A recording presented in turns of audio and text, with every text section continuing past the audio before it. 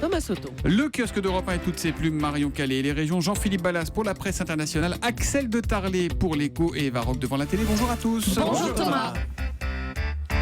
On commence par vos quotidiens nationaux. Vous connaissez la formule, quand on se regarde, on se désole, quand on se compare, on se console. Pour se consoler ce matin, il faut regarder Donald Trump en une du Figaro. Ses propos sur les musulmans provoquent un tollé, titre le quotidien. On va d'ailleurs y revenir avec vous, Jean-Philippe, dans un instant. Mais pour l'instant, revenons à nos moutons et à nos problèmes. Nous sommes en plein doute, titre La Croix, qui s'appuie sur un sondage. Une majorité de Français aspirent à la cohésion nationale, mais sans trop y croire. Comme un hydre à deux têtes aujourd'hui en France, mais Marion et Marine Le Pen à sa une. Nord-Sud, les deux discours du FN. Pour réussir leur percée électorale, elles ont adapté leur programme aux régions qu'elles visent, quitte à se contredire. Ils sont trois à se partager la une de Libération. Xavier Bertrand, Christian Estrosi et Philippe Richert, les trois têtes de liste de droite soutenues par la gauche. Oui, mais voilà, peut-on voter pour eux ? S'interroge Libé, qui leur donne longuement la parole ce matin. À tous ceux qui n'en peuvent plus du brouhaha politique ou autre, je recommande aujourd'hui en France. Silence, on ne s'entend plus. De la circulation à la bande-son du supermarché, les bruits nous pourrissent l'existence. Alors il y a aussi les sirènes, les bruits des enfants, celui des télés, mais pas des radios, des conversations, des appareils domestiques, etc. Imaginez que Paris est la deuxième ville européenne la plus bruyante, juste derrière Naples. Et puis les amis, si on faisait une pause, le temps de méditer cette phrase d'un acousticien cité par Le Quotidien, contrairement aux yeux que l'on peut reposer, les oreilles n'ont pas de paupières. Magnifique. C'est beau, hein ? Ah ouais. Oh, ça donne envie de chialer. Marion Calais, quelles sont les unes qui ont retenu votre attention dans la presse quotidienne régionale ce matin ? Celle de Lyon républicaine, le sapin de l'Elysée en rade à Moneto. L'arbre a été chargé sur la péniche Le Coluche hier à Auxerre, qui s'est ensuite retrouvé bloqué à cause d'un problème d'hélice. Halte imprévue, mais le sapin est attendu en fin de semaine à Paris. Le Coluche, là ça lui va bien, je trouve, un Coluche de retarder l'arrivée du sapin élyséen. L'agacement des pêcheurs et des promeneurs à Waplage dans Nord Littoral depuis l'échouement de conteneurs, des morceaux de plastique et des bananes jonchent le bord de mer. Et puis dans vos journaux aussi, les conséquences de la douceur cet automne. Dans Presse Océan, la surproduction de la mâche, souvent détruite du coup.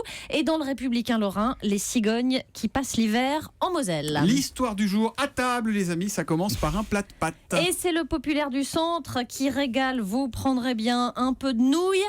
Bon, avec au milieu quelques verres, comme au collège de Varennes-Vauzelles dans la Nièvre. C'est ce qu'ont découvert les élèves lundi. L'asticot était recroquevillé dans l'assiette de mon copain, témoigne ainsi Cédric. Bon appétit, bien sûr. Ce sont en fait des larves de mythes alimentaires qui sont invitées au milieu du déjeuner des élèves. Autant dire que beaucoup n'ont pas fini leur plat. Des protéines, hein. Et la cantine a ensuite préféré remplacer plutôt que des protéines par des frites et des pommes de terre sautées. C'est quand même mieux. La direction de l'établissement a tout juste commenté l'incident auprès des parents, assurant qu'il ne s'agit en aucun cas d'un dysfonctionnement du collège. C'est un dysfonctionnement de l'assiette, ça n'a rien à voir évidemment. Mais cela dit, il y a beaucoup de protéines dans les insectes.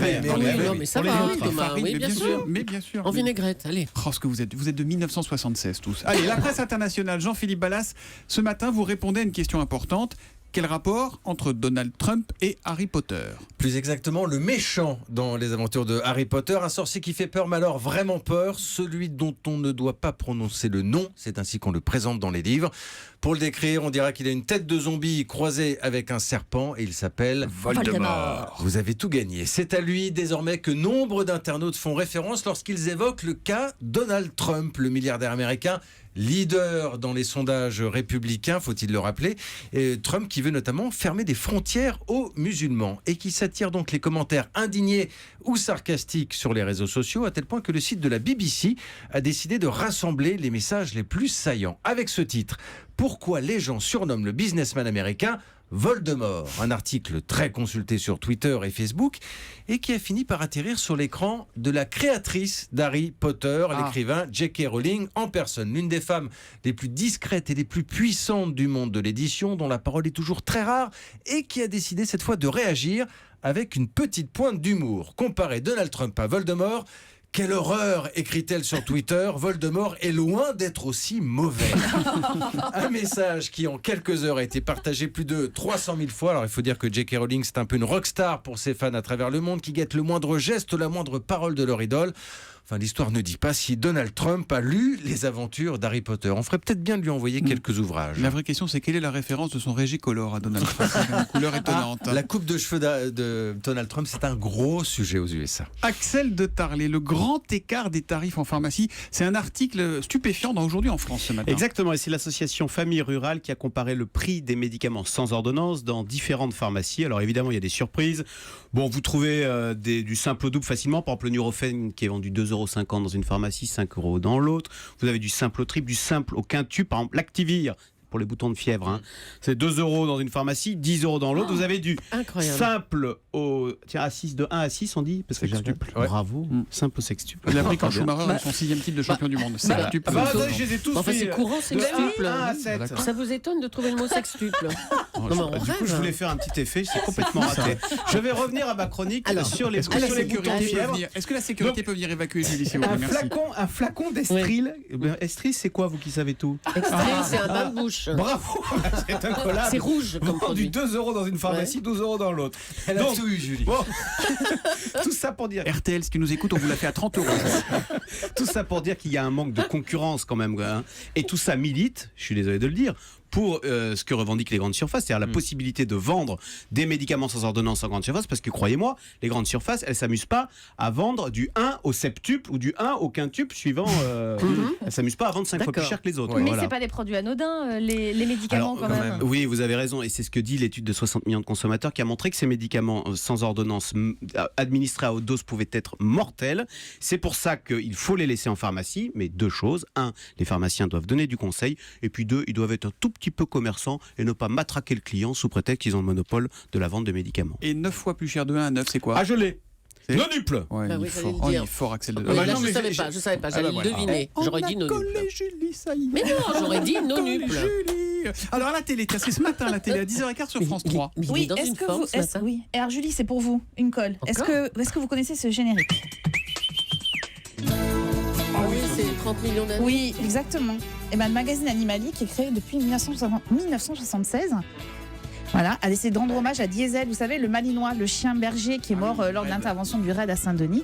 C'est d'ailleurs le seul chien à avoir été tué en opération. On part donc à Bièvre, dans l'Essonne, pour découvrir les entraînements des hommes avec leurs chiens. Premier exercice, habituer l'animal aux détonations. C'est à nous d'être très vigilants quant à la réaction du chien pour voir si on arrive à saturation. Parce que le chien n'ayant pas de protection auditive, on risque de le casser, en fait, ni plus ni moins. Le résultat pourrait être que le chien ne supporterait plus du tout aucune détonation, une simple sortie d'arme, en fait. Alors c'est surprenant parce que le chien, il n'y a pas un aboiement, il n'y a pas un signe d'énervement. Il faut d'ailleurs 1 an d'entraînement pour obtenir ce comportement de l'animal. Vous allez découvrir des images étonnantes où on voit les Malinois qui effectuent des sauts en parachute accrochés à leur maître ou encore des descentes en rappel vertigineuses. C'est assez incroyable. C'est impressionnant, Et tout ça sans couiner. En revanche, quand il s'agit d'attaquer un homme, ils sont là. La muselière que vous voyez sur le chien est renforcée par une plaque en acier qui se trouve juste devant. Ça fait très très mal. Un chien qui vous frappe au bon moment, au bon endroit, ça vous met un homme KO. On essaie de retenir un petit peu les chiens parce que ce sont des collègues de la police, mais on n'est jamais à l'abri d'un accident, quoi. Alors le sujet est étonnant, il est touchant aussi, surtout quand on entend les hommes parler de leurs chiens. Si vous ratez la diffusion, parce que c'est ce matin à 10h15, on n'est pas forcément devant sa télé, c'est évidemment disponible en replay. Absolument, 30 millions d'amis donc sur France 3 à 10h15. Alors, Eva, voilà, ça c'est un chien, ça aboie, ça couine pas. Hein. Une vache, ça meugle. Une Julie, ça grogne. Enfin voilà, il faut quand même revoir un peu vos fondamentaux. Hein. Allez, rideau sur le kiosque.